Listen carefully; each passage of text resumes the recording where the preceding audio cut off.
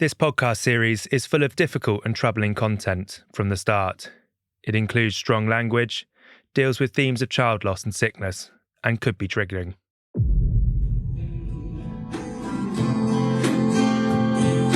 Eyes open wide, looking up to heaven with a tear in my eye. You would be forgiven for thinking Richard Ashcroft from The Verve sounds a bit out of tune. But that is actually Dr. Ravi Jayaram, neonatal consultant at the Countess of Chester Hospital, singing with his band, The Deluded. Before the trials of Lucy Letby, Dr. Jayaram was a face on the telly. A TV doctor on Good Morning Britain, he also popped up on The X Factor, The One Show, and more recently danced on the National Lottery Big Night of Musicals, dressed as a clown. But he hit the big time, not in showbiz, but as an angel of mercy, one of the four consultants who, the story goes, stopped a serial killer in her tracks. He worked with Lucy Letby on the neonatal unit for years before he grew suspicious of her. Initially, there was a feeling of thank goodness Lucy was on, because she's really good in a crisis, she's really good at managing these things. But as time progressed, the thoughts started springing into our heads. Could she be doing something deliberately? The journalists who covered the trials bought the Crown story, big time. Heroic doctors like Dr. Jayaram battled to get management to sit up and take notice of a serial killer nurse. That was the doctor's narrative. But in journalism, context matters. The jurors who convicted Lucy Letby never got to hear what we revealed in our first episode, A Hospital Full of Shit, about the deadly significance of the shit in the sinks, about the killer bacteria in the unit, about a high-risk report on the sewage threat which never saw the light of day. Instead, the journalists focused their energies on the official story, that Lucy Letby must be a serial killer. In this episode, we will carry out a critical examination of the four doctors at the neonatal unit who accused Lucy Letby. They are Dr. Stephen Breary, Dr. John Gibbs, Dr. B, a female doctor who enjoys lifelong anonymity for legal reasons we cannot report, and the lead singer of The Deluded, Dr. Ravi Jayaram. Did the doctors who pointed the finger at Lucy Letby, did they have their own secrets to hide? Were their reputations on the line? Did they have skin in the game? Welcome to our podcast, Was There Ever a Crime? The Trials of Lucy Letby, Episode 2, The Deluded.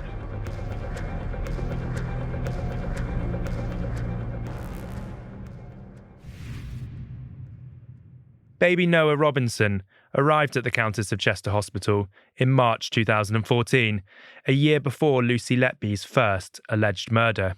The story of what happened to him in the neonatal unit is doubly shocking, for what we know and what we don't know. Baby Noah's mum, Melanie Robinson, developed preeclampsia, a potentially lethal condition, so the baby was born by caesarean section 12 weeks early, weighing a tiny 1 pound and 7 ounces. A normal baby will weigh around 7 pounds. Still, babies born that tiny can and do survive if properly treated at the hospital. At the Countess of Chester neonatal unit, that didn't happen. These are the words of Noah's mum, Melanie, reported by the Daily Mail. In Noah's case, staff shortages meant blood tests and x-rays were not assessed for 7 hours, and there was one doctor on duty who was splitting his time between the neonatal ward and the children's ward. At baby Noah's inquest, it came out that his breathing was poor, so doctors at the neonatal unit decided to put him on oxygen. But doctors placed a breathing tube in his gullet, which leads to the tummy. It should have gone in his trachea, to the lungs. This was a terrible mistake to make. The doctors decided that the monitors showing that baby Noah's oxygen level was dangerously low were faulty, not that they'd put the tube in wrong. That was a second terrible mistake to make. The doctors, the inquest was told, ignored 5 warning signs from x-rays and other equipment, all pointing out their mistake. The coroner, Nicholas Reinberg, said, There were considerable signs the tube was incorrectly positioned, and I find it surprising these signs were not realised. He said the assumption that the monitor was at fault was extraordinary. The coroner asked, shouldn't the first assumption be the tube is in the wrong place? Or that's a strong possibility. It's like flying an aeroplane and seeing the oil gauge come on, and you assume the gauge must be wrong, rather than the oil pressure is low. Was this manslaughter? Putting the oxygen tube down the gullet could have killed the baby. It certainly did it no good at all. The doctors harmed the baby in their care. The coroner decided that it was death by misadventure. Noah's mum said, "We put our trust in the doctors to look after Noah, but they didn't do what they were supposed to do. We feel terribly let down by the NHS. It is good that there is a police investigation and the hospital has gone to them voluntarily." Who were the doctors at the unit who put the oxygen tube down the gullet, not the trachea, then missed the X-ray and thought the monitors were wrong? The Countess of Chester Hospital NHS Foundation Trust spokesperson told us, due to the ongoing Thirlwell inquiry and police investigations, it would not be appropriate for us to comment at this time. With regard to your questions about Noah Robinson, we do not comment on individual patients or provide information relating to their medical records due to patient confidentiality and GDPR. Is it in the public interest to know the identities of the doctors at the Countess of Chester neonatal unit who put an oxygen tube down a baby's gullet and then ignored the signs that they had made a big mistake? Yes, we believe it is. Would it be in the public interest to know the identities of the doctors if, and this is purely hypothetical, if one or more had gone on to accuse Lucy Letby of being a serial killer? Yes, we believe it is. But we don't know which doctors put the oxygen tube down baby Noah's gullet. A Countess of Chester neonatal unit was a place where, it seems, doctors could make mistakes with impunity, but not the nurses. And now for some more showbiz. Dr. Ravi Jairam is with us now because we're going to talk about this a little bit more, Ravi. So if parents are out there and they're worried that their child may have an underlying heart problem, what are those signs that you should be looking for? Well, the first thing to stress is that most children won't have an underlying heart problem. Respiratory problems are far more... That's Ravi Jairam sitting on the famous One Show sofa on the 21st of September 2015, right in the middle of a spike of deaths at the neonatal unit at the Countess of Chester. He was a regular face on our television screens that year. He'd co-hosted Born Naughty on Channel 4. The series ran from the 21st of May 2015 for 3 episodes, where he went around trying to help children with behavioural problems, along with their long-suffering parents. In the early summer of 2015, Dr. Jairam was a busy bee. He was the full-time clinical lead for the neonates and paediatrics, and he was promoting his Born Naughty show. The first 3 babies to die, blamed on nurse Lucy Letby, the serial killer, passed away in June. After the management at the Countess of Chester Hospital became aware of the spike in baby deaths, they didn't call in the police, but the Royal College of Paediatrics and Child Health. They sent in a team of expert doctors to review the neonatal unit, and their report was quietly damning. The experts asked, question, are staffing numbers and competencies appropriate for the acuity of the infants cared for? Answer, no. Although the unit is on paper compliant at consultant level, a high level of activity of the paediatric service means there are only 2 scheduled consultant ward rounds per week on the neonatal unit, yet 5 on the paediatric wards. The investigation reports from the infant deaths showed a pattern of insufficient senior cover. There should have been a greater level of consultant presence on the ward. The Royal College experts are not overtly critical of the hospital's management on staffing levels. They are, on paper, compliant, but they suggest the consultants are under-servicing the neonatal unit. How professional is 2 scheduled ward rounds per week in a unit looking after premature sick babies? Here's Dr. Roger Norridge, the retired paediatrician who worked with neonatal babies, who we heard from in episode 1. What's the common practice in the NHS?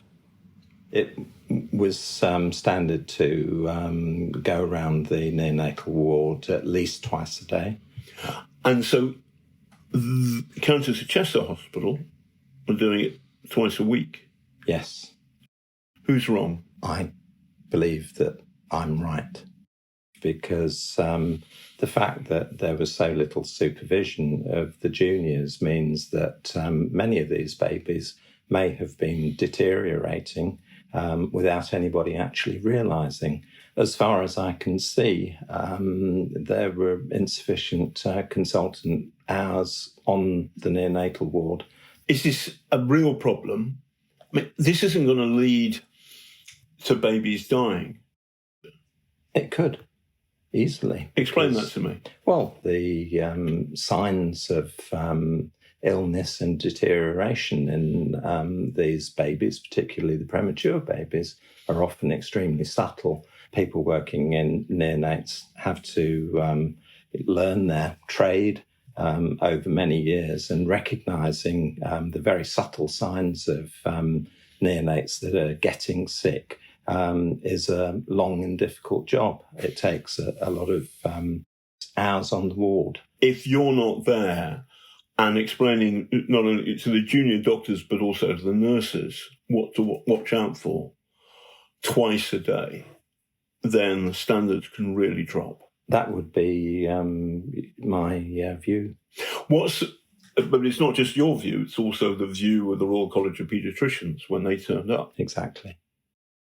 Here is how the Daily Mail reported the moment that the hospital leadership finally agreed to allow the police to look at the spike in baby deaths. It demonstrates the pressure that was being put on the consultants and doctors in charge. Police are investigating the deaths of 15 infants in 12 months at an NHS hospital baby unit criticised for staffing shortages and serious failings. Senior managers at the Countess of Chester Hospital alerted detectives because of a higher than usual death rate among premature and sick newborns at its neonatal unit. The inquiries follow a damning report this year from the Royal College of Paediatrics and Child Health, RCPCH, which found that staffing at the hospital's baby unit was inadequate. It identified significant gaps in medical and nursing rotas, insufficient senior doctor cover, poor decision-making, and a reluctance by some staff to seek advice from colleagues. So if the consultants were only doing 2 scheduled ward rounds per week rather than 2 per day, what were they up to? There's lots of people online who are saying that they identified with these characteristics, even as we're speaking now. Yeah, and I think with Charlie, it wasn't just the fact that he had these outbursts. It was very much other parts of his behaviour. That's Dr. J. Ram on This Morning with Philip Schofield on the 20th of May 2015. Within 2 weeks of this clip being recorded, the first of the babies that Lucy Letby is accused of killing died. So did Dr. J. Ram's alternative careers, wannabe rock star with the Deluded and showbiz TV personality, reduce his effectiveness at his day job as neonatal consultant? And did any of the doctors, nurses and parents of the babies complain about his time off? We put those questions to Dr. J. Ram, but at the time of recording, we have not received a reply. Obviously, there were more consultants than just Dr. J. Ram. There were 6 others who were assigned to the unit. Dr. Stephen Breary, Dr. Elizabeth Newby, Dr. John Gibbs, Dr. A male, and Dr. B, a female. As we've said before, Dr. B cannot be named for legal reasons. We do not know the reason for Dr. B being granted anonymity, but we do know the reason for Dr. A. The married consultant had been Letby's former lover. She was upset when he gave evidence against her. She tried to leave the dock, saying that she was feeling unwell, but the prosecutor Nick Johnson said, "No, it's because you didn't like hearing your boyfriend giving evidence, did you?" Who would? Please note that during the first trial, long before Lucy Letby was found guilty, she was grilled for having an affair with a doctor, but he was protected from public scrutiny by being granted anonymity. It's almost as if judges, some say, view doctors, and in particular male doctors, as a higher form of being.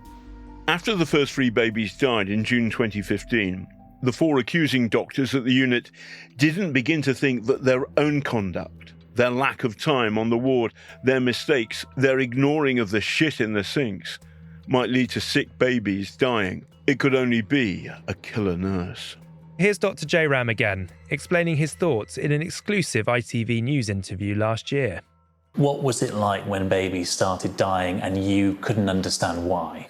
I've been a paediatrician since 1992, and I had never in my career seen anything like this. And actually, initially, there was a feeling of thank goodness Lucy was on, because she's really good in a crisis, she's really good at managing these things. But as time progressed, the thoughts started springing into our heads.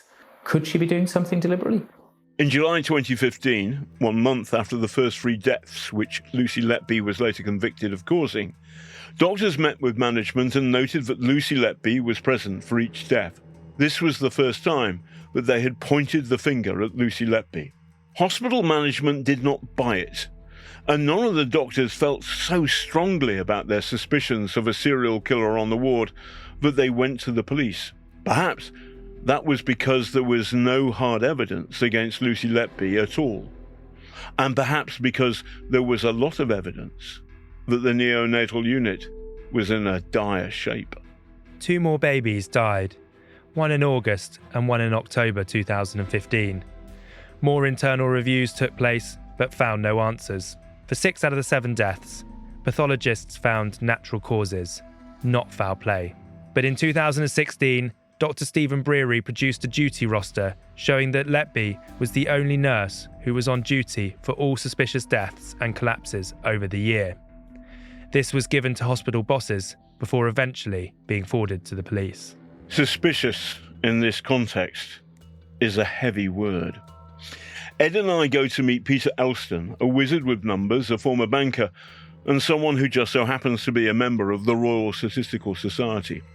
His mother was a midwife, and Peter has made it his business to cast a sceptical eye over the numbers that helped convict Lucy Letby. The lead police investigator, Detective Superintendent Paul Hughes, said, where's the effect? You look at the statistics, and Lucy's present every time a child dies. 7 babies die. She's on watch for all 7, so she did it. True or false? Well, that's simply not true. There were many other deaths. There were 10 other deaths during this period that she wasn't charged with. How would you describe this, what the police have done here? Do you think they've treated her fairly the way they've looked at the statistics? Absolutely not. Explain to me, and I'm a bear of simple brain, why they have been unfair. Because for statistics to be presented properly, need to present all the data, all the deaths. There's missing data. And that immediately makes that the way in which the prosecution was presenting this mortality data as a statistical abhorrence. Peter used a good analogy to explain what the doctors did to come up with the duty roster, having left so many deaths and collapses out of it. You shoot randomly a whole bunch of arrows at a wall. You find a few of them, which you're going to by chance, that are quite close together, and you draw a target around them, and you say, aha, there's a pattern there. But of course there isn't, because the arrows were fired at random at this wall. What you've done is that you have cooked the books. You have created the pattern in your own mind and then fixed the data, falsified the data to support your thesis. Correct. Is that what you're saying the Cheshire Police have done? Correct. What should they have done? There's a few aspects to this. One is the fact that there are a whole load of incidents that were not included in that chart. You're not comparing like with like. You're comparing Lucy, who was, even though she was only 27, she was actually one of the most senior nurses there. She did a lot of overtime. She was saving to buy a house. She was single. She had an intensive care qualification, so was more likely to be associated with particularly vulnerable babies. And you're comparing her with agency nurses who may have been part-time, who wouldn't have been allowed anywhere near, that's my understanding, they wouldn't have been allowed anywhere near the particularly unwell babies. So that roster chart is a crock. So not only was the roster chart that the doctors pulled together incomplete, as in it only included 7 of the 17 deaths which happened in the time period, it also did not factor in that Letby was one of the nurses who was on the ward the most. She was therefore more present than the others she was compared with. This was acknowledged by one of the doctors who accused her of murder. Here's Dr. John Gibbs, now retired, speaking at the Thirlwall inquiry in October 2024. You don't have to be a perpetrator to be unfortunate and be on duty when sad events keep happening. And I did know that Nurse Letby tended to be around on the neonatal unit a bit more than other nurses because she did extra shifts. But was Lucy Letby actually present at more incidents than statistically she should have been? Here's Peter Elston again. So let me run something else by you. John O'Quigley, who is a professor of statistics at UCL. John and I, we do quite a lot of collaboration to the extent that, non-professional like me can get involved with a highly qualified statistician like him. You're being too modest. You're good at numbers. I've been doing this for years, John. I made a reasonable amount of money for my clients. By the way, we're living in we're at your house right now. It's a fancy part of North London. John and I have done a lot of talking. Lucy probably worked around 35% of the time. There's 168 hours in a week. 60-hour weeks are, obviously that's working very hard, but there's pretty clear evidence that she did do 60-hour weeks. So that's 35% of the week. She is, at that moment, one of the most qualified and most hard-working nurses in the unit. Correct. So bear with me here. If you look at the number of deaths and collapses that she was charged with, and the number of deaths and collapses that she wasn't charged with, she was charged with 40%, and she was charged with 40% of the collapses. Quite a coincidence, 35, 40, 40. The charges against her is exactly what you would expect if these deaths and collapses were sprinkled at random across all nurses' shifts. So if you know your statistics, Lucy Letby's presence at the number of deaths and collapses during that time was what you would expect to happen. The roster tells you she put the hours in. It's nothing more sinister than that.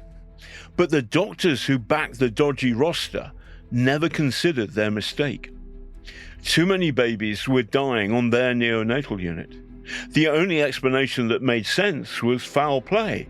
It also just so happened to be a narrative that did not put them in a bad light. Someone leaked to us a recording of Dr. J-Ram explaining in a talk in Ireland in spring 2024 how he and his colleagues had tried to raise their suspicions about Lucy Letby to the hospital's then chief executive, Tony Chambers. Now, before you think we are picking on Dr. J-Ram by featuring clips from him so much, he has until recently been incredibly prominent in the public eye compared to his colleagues about Lucy Letby. So there is quite a lot of archive to choose from. The first time we said face-to-face to the chief executive that we were concerned about somebody causing deliberate harm, and this is the first jaw dropper. I recommend you have something to support your chin when it drops. The initial words out of the chief executive's mouth, and sue me if you're listening because I can back this up, were, I can see how that would be a very convenient explanation for you, but surely there must be something else. No, it's really inconvenient if somebody's been causing deliberate harm to babies. And yeah, absolutely, there could be something else. We don't know what it is. Please help us look. But what that comment, I've realised, meant was right at the start, that possibility of however bizarre and unlikely it might have been if somebody causing deliberate harm was shut out. Towards the end of the talk, Dr. Jairam touches on his career path, or should I say paths. I'm lucky enough to be at a stage of my career where I could potentially retire now. You're all meant to say, surely not, you look so young. Try that again. I'm at a stage now. To be honest, Ed, to me, he sounds like a bit of a narcissist.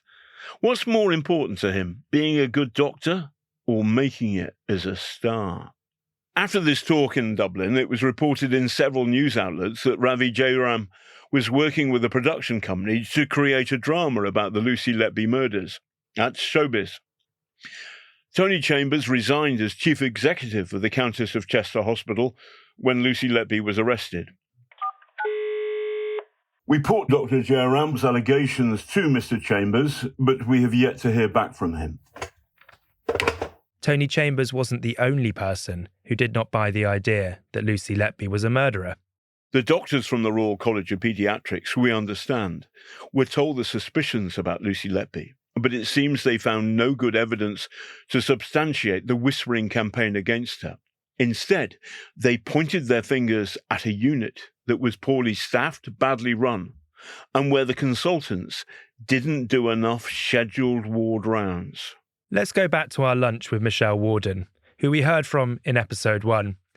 She was the senior nurse on the neonatal unit who was made compulsorily redundant before Lucy Letby started at the hospital. And that graph that I believe Steve Breary drew it up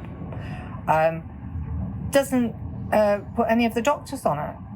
So why weren't the doctors on it? Because there was a lot of doctors, the SHOs, the registrars, none of them were put on that list. It was only the nurses. And my analogy of that is if you had like a Agatha Christie sort of a Poirot where there was a murderer in a hotel, and you go, right, someone here is the murderer, but you only do a list of the guests. You go, well, it can't be any of the staff. It can't be anyone who's visited. It has to be the guests. That's a very good point, because it had to be one of the nurses. It had to be one of the nurses. Of course it did not have to be one of the nurses, though when the consultant said they grew suspicious, they seemed to only look at the nurses. But why was that? Did Tony Chambers, the former chief executive, have a point when, according to Dr. Jairam's version, he told the consultants that he could see how their narrative would be a very convenient explanation for them? Were the consultants trying to divert attention away from how the unit was being run? After all, it did work. The Royal College were clear in their criticisms, but down the track, that was knocked flat by the idea there was a killer at large. Incompetence is boring. Serial killer on the loose? Now that's showbiz. It seems clear that the accusing doctors never looked at themselves to see if there was anything they were doing, or not doing, that could have been causing the deaths on the ward. The evidence stacks up that the neonatal unit was a dangerous place for sick babies to be. The shit, the killer bacteria, the lack of scheduled ward rounds reported by the Royal College. All of that seemed to have been ignored by the 4 doctors who suspected foul play. Instead, they pointed to a dodgy roster which framed Letby as a murderer. Some might say it wasn't just Dr. Jairam's band that was the Deluded. We asked the doctors at the Countess of Chester Hospital who accused Lucy Letby for comment, but have yet to hear back from them. On our next episode, we're going to look into the science at the heart of the investigation into Lucy Letby. She was accused of using various fiendishly clever methods to murder or try to murder babies. Yet the evidence for this needs some serious scrutiny. That's our next episode. Enter Sherlock Holmes. Not. Given the subject of our podcast, we've not been able to get any corporate backers. We're therefore crowdfunding to pay for the production costs. If you're able to support us, the link to the crowdfunder is in our social media. Was there ever a crime? The Trials of Lucy Letby was investigated, presented and produced by me, John Sweeney, and Edward Abel Smith. This is a Chalk and Blade production, co-produced by Jason Phipps and Ruth Barnes. Mix and engineering by Ross Ramsey Golding. Additional editing by Matt Nielsen. Legal services were provided by Sarah Van Dor Mackay. Special thanks to Cleo C. de Oliveira for her help in researching this episode. Thanks to the BBC and ITV for the archive audio which was used in this episode.